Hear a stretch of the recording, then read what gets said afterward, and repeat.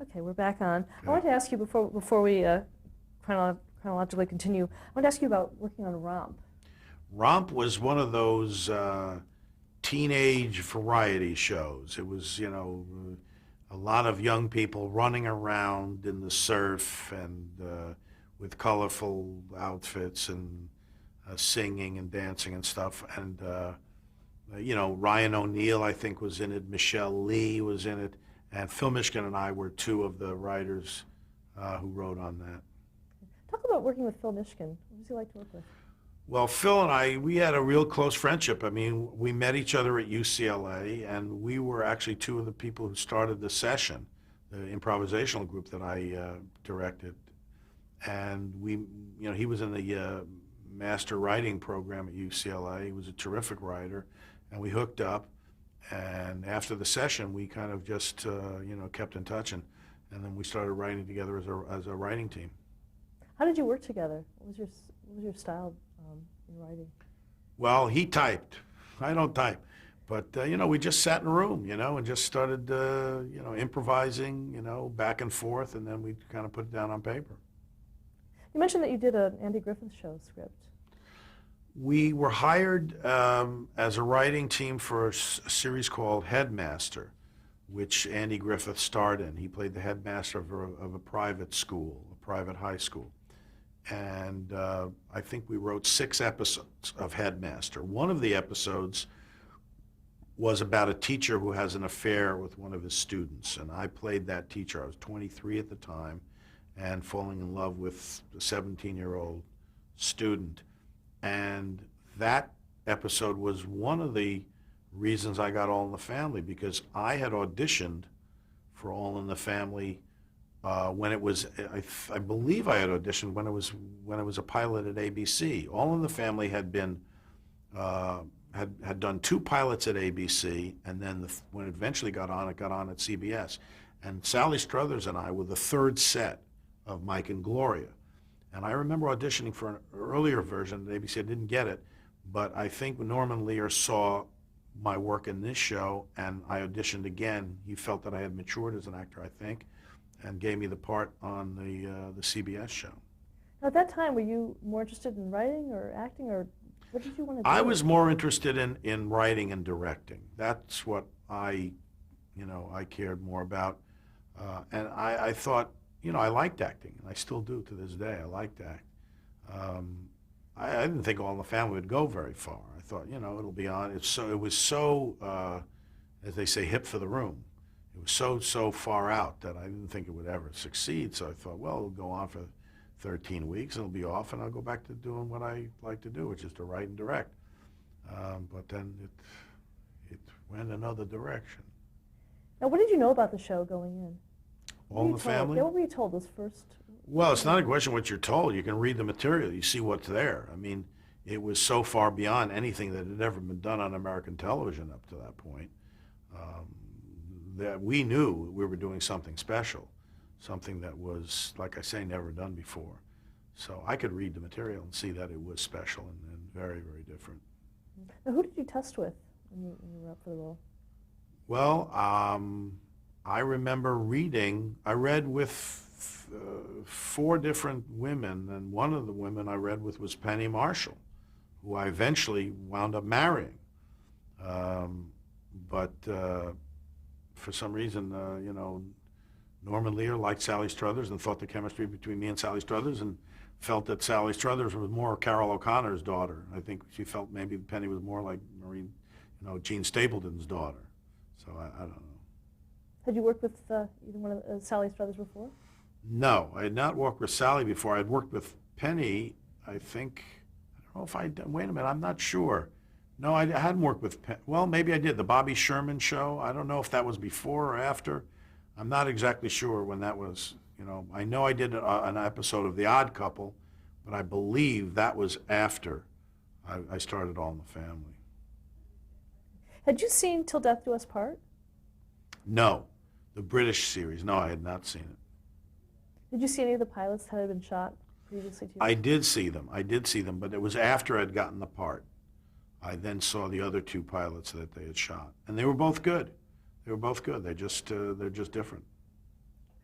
working with Norman Lear? Well, Norman, I've known Norman since I'm a little boy. I met Norman, he was friends with my father. We had houses near each other on Fire Island when I was a kid growing up. And I used to play with his daughter, Ellen. And Norman tells a story, I don't remember it, but he said he used to tell my father that I was really funny. My father said, what are you talking about? That kid, he's not, he's brooding, he's dour. And Norman said, no, he's really funny. I did some funny routine when I was playing jacks with Ellen. I was imitating people and showing her how to play jacks or something. I must have been 8 years old. I don't know how old, 8 or 9, something like that.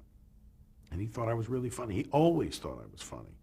So he's like a second father to me. I owe a tremendous amount to Norman Lear, not only professionally, but just personally, and as a role model, and seeing how he conducts his life and how he believes that there's more to life than just show business, and how you can have an impact on society by channeling some of your talents and your energies into social change and so on. And so I've kind of seen that as a great role model. And Norman, who's I love dearly, and he's been an important male figure in my life. What was his working style like when you first started working with him? Well, Norman is what I refer to as a koklöffel. It's a Yiddish word. It means stir the pot, a ladle or a spoon that stirs the pot. He's a person who just challenges you. He wants to get the most out of you and the most out of a situation. So he doesn't settle for anything. He wants to go deeper. He wants to make it edgier. He wants to make it tougher. So any issue that we were dealing with on All in the Family, he would force us to look into ourselves and what we felt about any particular issue and inject that into the work. He always welcomed people's contributions. And like I say, he stirred the pot and made us all contribute and made things better. He challenged us, constantly challenged us to make things better. What was his vision for the show? Well, his vision for the show was based on the attitudes that he felt spoke to him that were contained in Major Barber, which is a play by George Bernard Shaw, who was a liberal, but wrote a play about a conservative and a liberal and had these great debates that went on. And when you left the theater, if you didn't know anything about George Bernard Shaw, you would not know whether or not he was a liberal or conservative.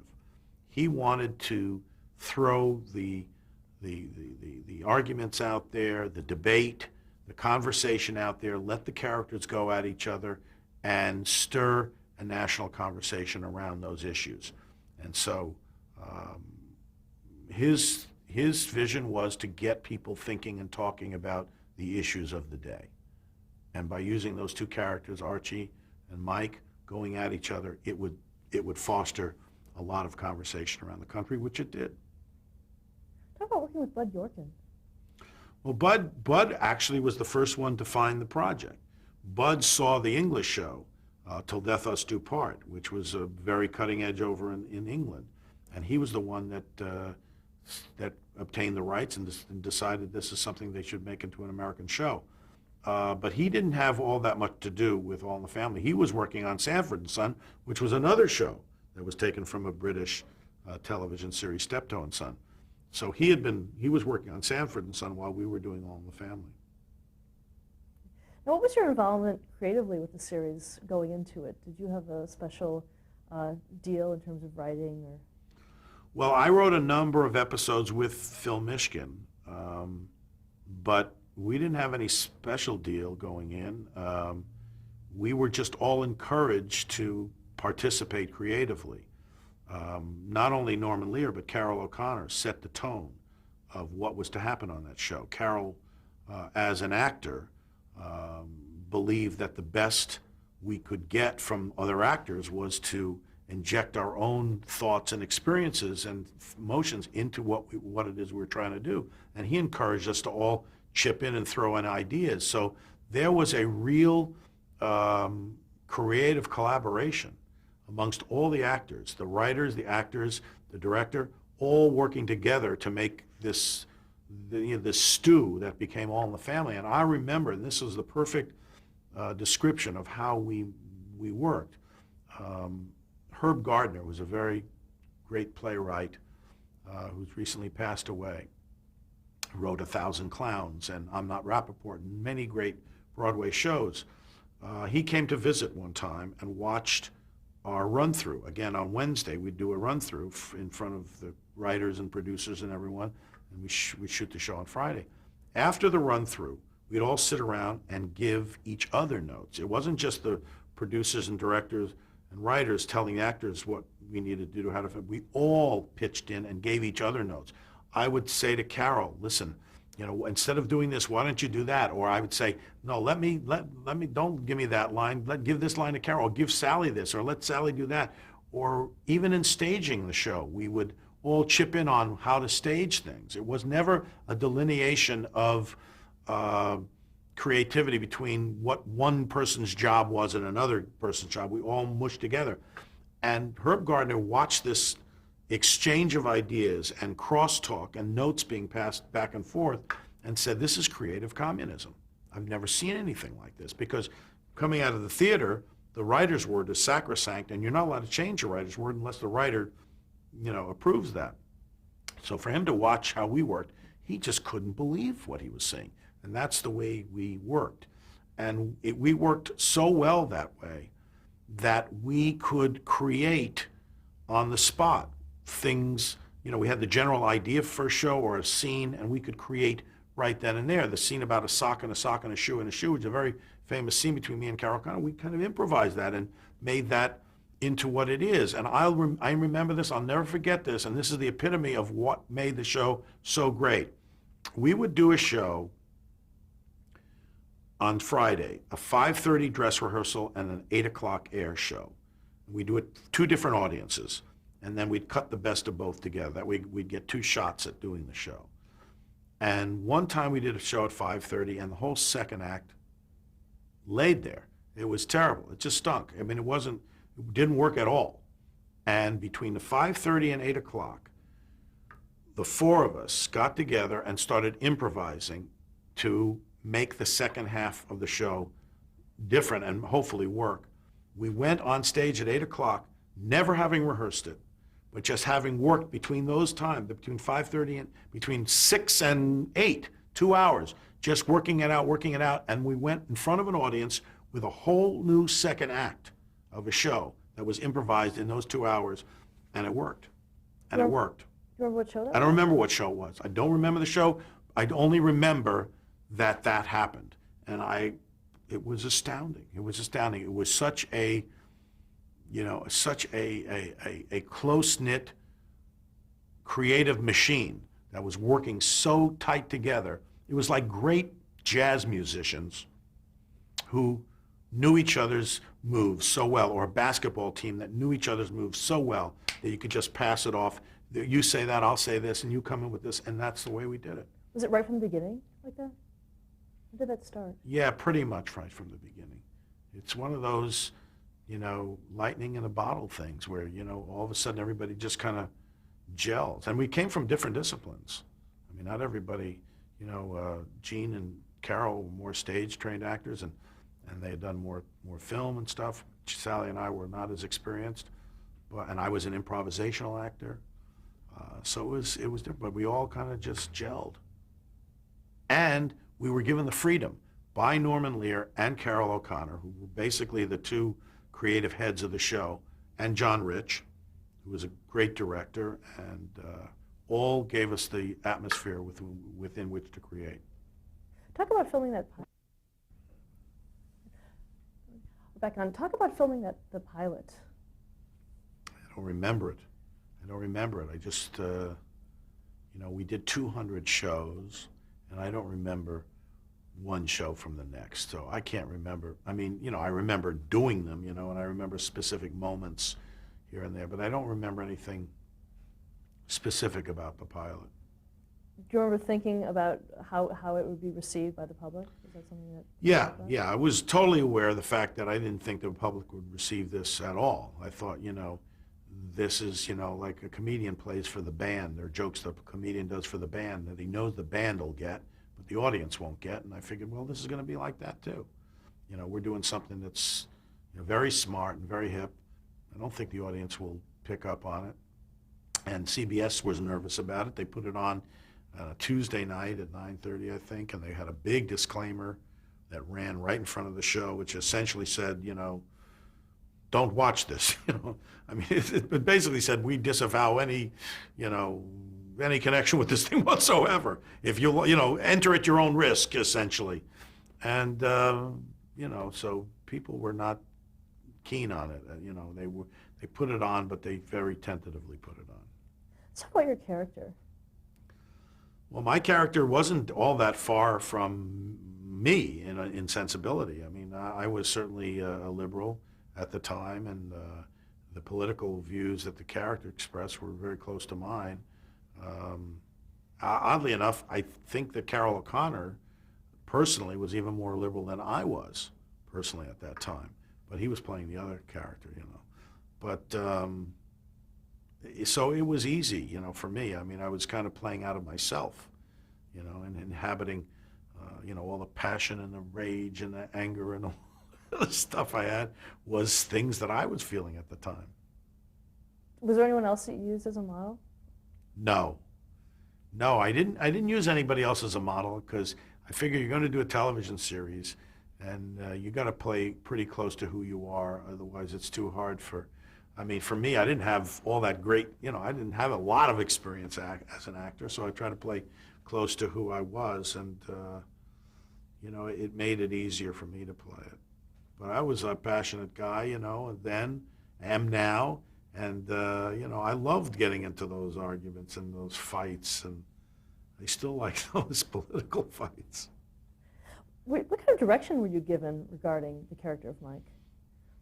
Well, the first director was John Rich, who had directed the first season of the Dick Van Dyke Show, and I had tremendous respect for him. He's a really, really smart man, and he really knows his comedy. He knows his rhythms. He knows how to stage a joke. I had a tremendous respect for him, and the great thing about it with a guy like John Rich is you can put yourself in his hands and not worry too much because he knows what he's doing, and I liked working with John. I got a tremendous amount out of him. Did he give you any specific direction regarding your character? Well, just anytime I was, doing anything that was a little false, he would, he'd point that out. He tried to keep it as honest and real as possible. But we were all trying to do that, so, I mean, it wasn't, it wasn't like there were any fights or anything. I didn't fight with him at all. I mean, I love working with him, and Paul Bogart too. Paul Bogart was the last 4 years, and John was there the first 4, and I had a great relationship with Paul Bogart as well. Why did John leave? Well, I don't know. He was doing other things. He wanted to do his own shows, I guess. I don't know.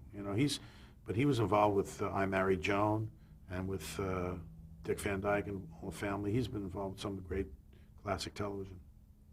Going back to the character of Mike, if someone has never seen the show, describe his look. Describe who he was. Well, he was, he was a wide-eyed liberal, kind of long-haired and product of his times, really. Archie would call him a bleeding heart liberal. But he was also, oddly enough, because he was a bit of a chauvinist.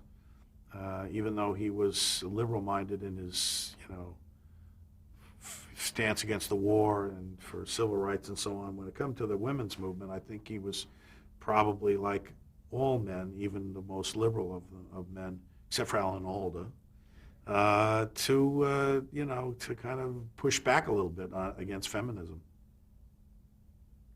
What about the look of the character himself?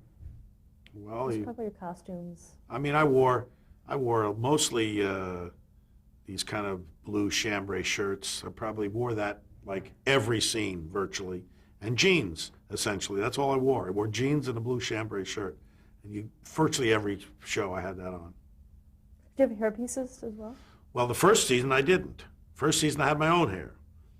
Then the second season I had a tiny little piece like this. And then as I get older and older, and the more hair I lost, the more the hair piece grew. Because I would try to keep the look of them the same. Talk about the nickname that he was given by Archie. Well, he was called Meathead, and the reason he was called that is because that's what Norman Lear's father called him. They'd get into fights, and Norman Lear's father would say, "You're a meathead, dead from the neck up." And they would, a lot of screaming back and forth in Norman's house, from what I understand. So he just extracted that and made that a part of this, and I thank him for it because, nobody calls me that now, oddly enough. No, I'm kidding. Get that every day of my life. Literally every day of my life, somebody will say, "Hey, Meathead." And I said, no matter what I do with my life, I could win the Nobel Prize. It'll say Meathead wins Nobel. It doesn't matter. So I have Norman Lear to thank for that. How does that affect you? How do you react when someone It's fine. does? It's fine. Talk a little about Mike's relationship with Gloria. I think they have a good marriage. They had a good marriage. They were a very sexual marriage. They were very hot for each other. But like I say, the big stumbling block was always when it came to feminism, when Gloria was evolving as a woman, and I think it was threatening to Mike. I think that was their only kind of stumbling block. But aside from that, I think they had a very good marriage. And what about the fact that the character was Polish? How did that play into this? Well, the fact that the character was Polish just gave Archie more opportunity to make Polish jokes. At the time, those were the big jokes going around, It was a total, racial slur, stereotype, Polish, stupid. He used to call me dumb Polak all the time. I mean, that was the thing. So it was an opportunity for him to essentially make fun of me and slam me. Did you get any kind of reaction from Polish American viewers? Well, I think most people felt I was upholding. I was fighting back, and I never let those slurs go unresponded to, whether they were Polish slurs or African American slurs or Jewish or whatever. Wherever Archie took a shot at somebody, if I was there, I would always stand up and that was a rule we had, by the way. We'd never let him get away with just saying something. We'd always have one of the characters pushing back hard against him. What other rules like that did you have? We didn't have any rules per se. That was the one thing that we never let Archie get away with anything.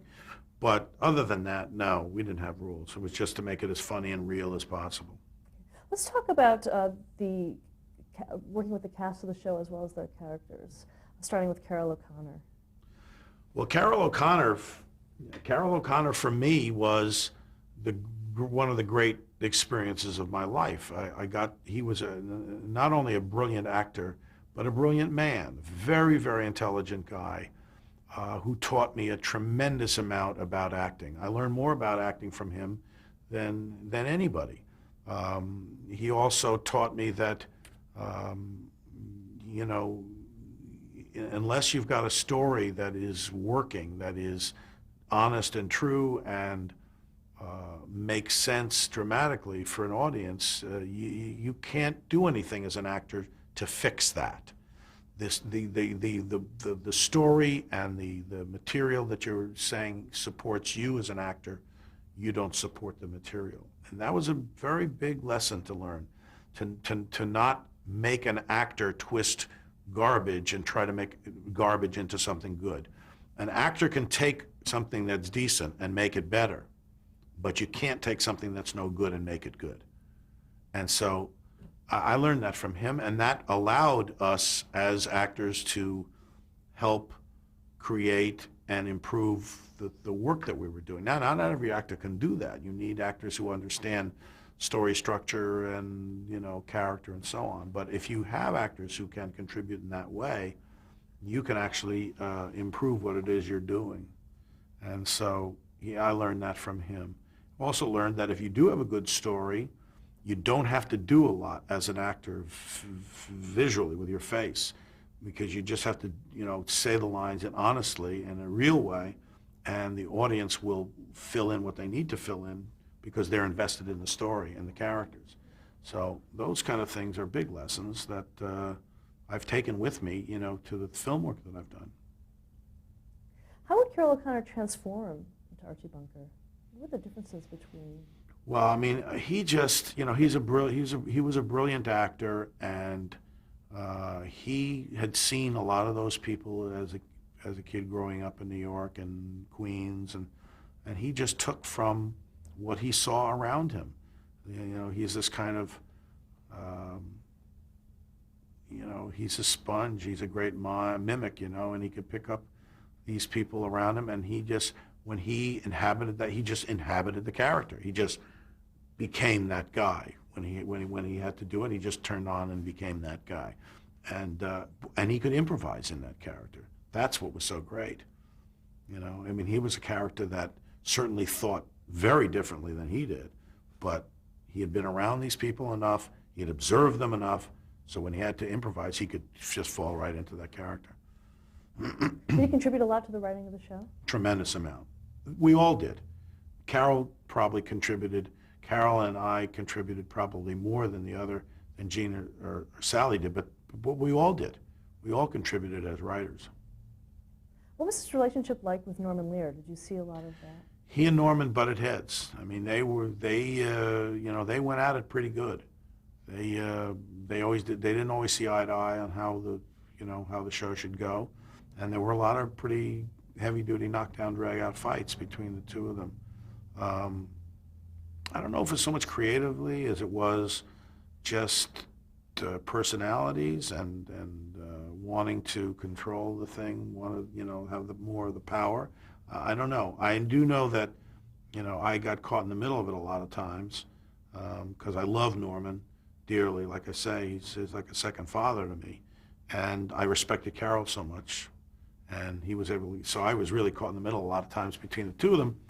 But it was weird to be a kind of a peacemaker diplomat at age 24, 5, 6. I was pretty crazy myself, but they did go at each other pretty good. But ultimately, I think we wound up with a better show. Now, how would you do that? How would you make the peace between them? I don't know. I mean, I think just by trying to focus on the work, and trying to push past whatever,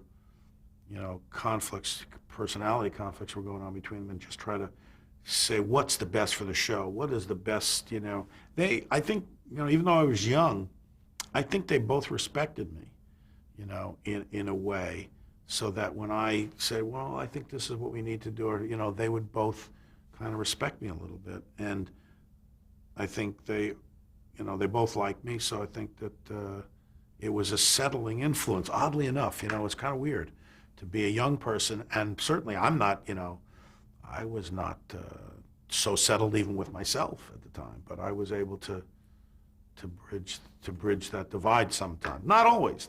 Sometimes they would go at each other, and there's nothing I could do, but a lot of times I could kind of broker some kind of détente or something. Okay, let's stop there to change the tape. Okay.